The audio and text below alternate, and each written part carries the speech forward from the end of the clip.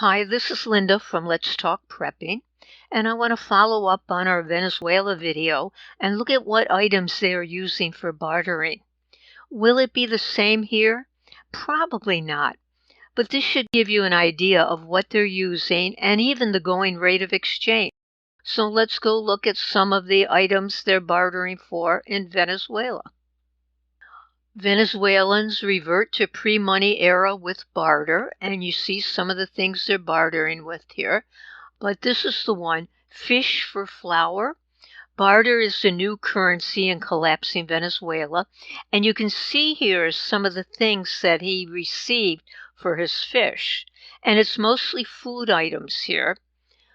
There's no cash here, only barter.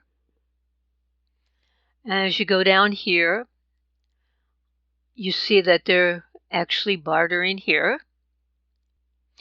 This guy says, I do services for food in order to survive. A haircut for 1,000,000 bolivars, about 30 cents on the black market. He accepts food, he accepts transfers or food, sometimes takes clients to a nearby butcher shop and asks them to buy him something worth the same as a haircut. And this person arrives at the lagoon driving a car loaded with boxes of oil, pasta, corn flour. The fishermen scramble to swap their catch in a brief and confused frenzy. Some days I spend 5 hours without swapping anything, and I have to take all the fish home. Here's another one on bartering, how bartering works. This person has several kilos of sugar. On the floor there's a bag with kilos of rice and pasta, and her 11-year-old daughter is going to work with her, and the mother offers sugar to trade. She lives off bartering food in the slums. She walks around trading sugar for rice, pasta, or corn flour. Except for the ones that come in the government boxes. No one wants those because of their low quality. Think about that. They're starving, but they don't want low-quality flour and food in the boxes. She doesn't accept beans or peas from the boxes either because they're harder to sell later. Sugar to trade here. I got sugar to trade, neighbor. She's been shouting the same sentence since 8 a.m. She can't go past 3 because the armed people that control the area don't allow it.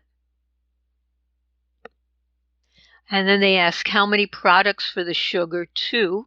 The products she manages to barter, she takes to one of the busiest areas to sell them to food resellers. There's barely enough to survive. A cart of plantations up a hill.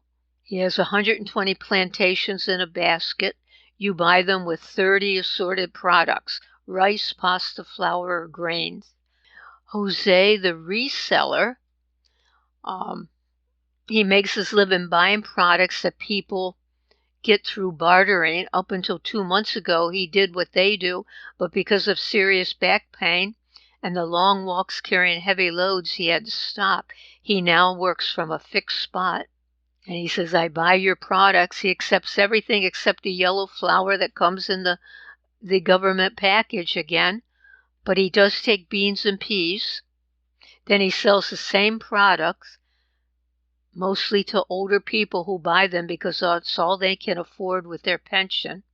He makes $2 a day with this. Venezuelan fishermen forced to barter sardines for food. So these fishermen are bartering sardines for food. They barter diapers for food on smartphones.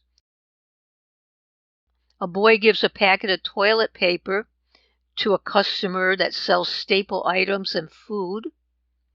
A kilo of pasta gets you a packet of diapers. A bag of flour buys a bottle of shampoo. With food and toiletries in short supply, smartphones are helping them survive.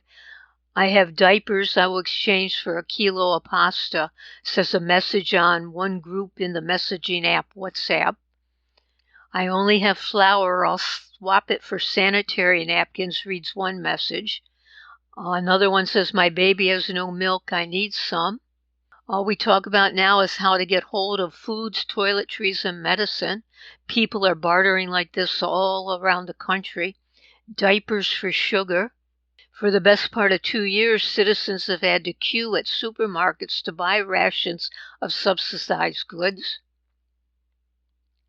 I don't have children, but when I queue up and find there are diapers that day, I buy them and exchange them for things I need, like sugar and soap. So you might want to think about that when the time comes. If the grocery stores are open, you could buy stuff even if you don't need it and trade. Cake without eggs. They have hardship cooking tips. We improvise, so we share recipes, homemade tomato sauce, how to make cake without eggs or butter. Here's coffee for fuel.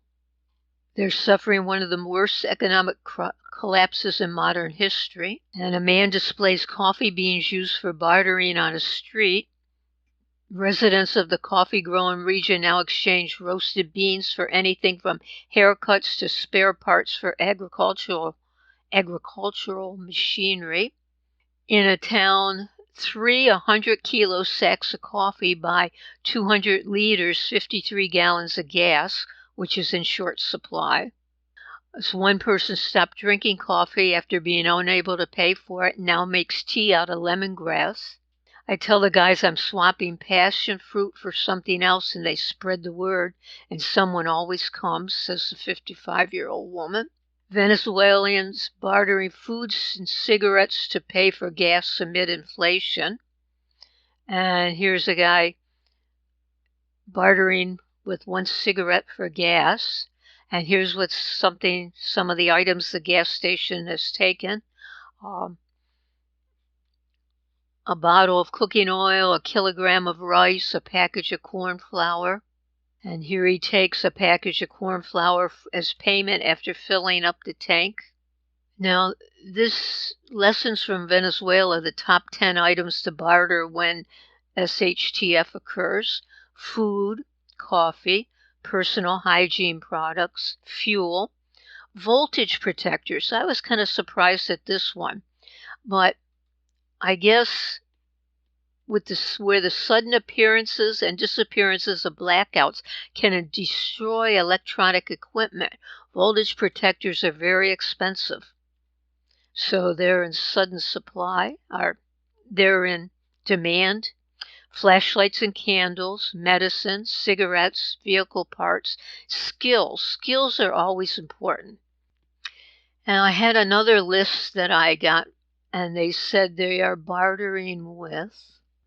And some other items the Venezuelans are bartering with are powdered milk and sugar, over-the-counter medications, voltage protectors, personal hygiene products, toilet paper, razors, deodorant, flashlights, batteries, candles, matches, coffee, cigarettes, fuel, chainsaw and chainsaw oil, oil for the car and generator, gasoline, vehicle spare parts, tires, filters, etc.